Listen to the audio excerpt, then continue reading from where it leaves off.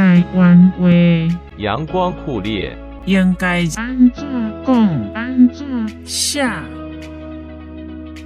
恰呀呀，内容是从台湾闽南语常用词词典引用。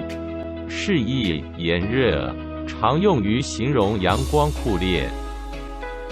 例日头恰呀呀，虽然顾生命。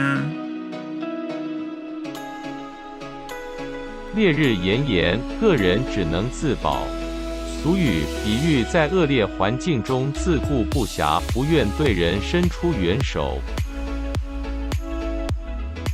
请支持我，点击 subscribe， 然后再单击小铃铛，也不要忘了转发给您的朋友圈。